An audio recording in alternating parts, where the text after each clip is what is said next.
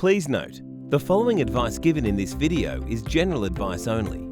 It's the responsibility of the installer to check the Australian standards to ensure that the installed product meets AS 1428.1 guidelines.